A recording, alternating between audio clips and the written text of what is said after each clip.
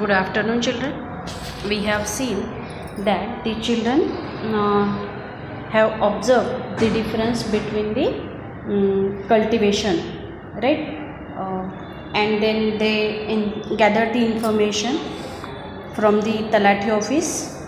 They collected information based on their questionnaires which they have brought.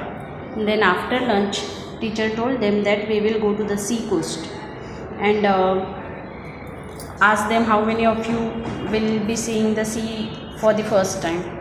Almost all of them raised their hands. They have not seen the sea, so they raised their hands and they were eager to see the Arabian Sea.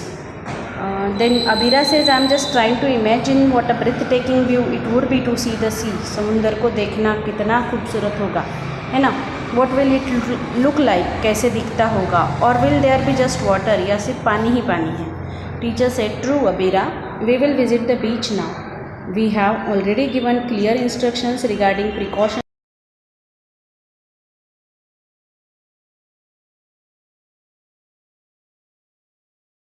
में हम जाते हैं तो we have to take care that we should not go in the deep water, right? The tides can catch us, so that we have to be very careful. We will also visit a fort called Kulaba or Alibag fort there. We will have to take into account the timings of the high and low tides. We should know about the timings of high tide and low tide so that they can visit the Kulaba fort. They have studied the in the 9th standard. The children have studied about the work of sea whales, and now they are going to identify the landforms formed by sea whales. All the children answers that they know about it. They have learnt it about the landforms formed by sea whales in the 9th standard. They are beach, sea caves, wave-cut platforms and sandbars. Teacher appreciated them as they all remember what they have learnt in the 9th standard. They visited the beach and the fort. Some of them enjoyed sitting on horse-driven chariots and some of them enjoyed horse rides. Then Neha asked, ma'am, this fort is different from the first two. Teacher appreciated her and asked what is the difference between them. Then Neha answered that this fort was constructed in water while the other two were on the land. Teacher appreciated her observation and she told them that this fort is built on a wave-cut platform because it is surrounded by sea water. It is called a sea fort. इसलिए जो सी water से surrounded है इसलिए इसे सी fort कहते हैं, जलदुर्ग.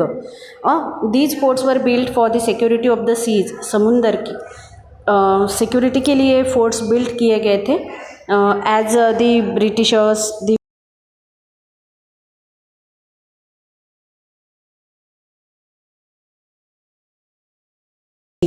There are many such forts on the west coast, that Jaladurga, Sindhudurga, Zanjira.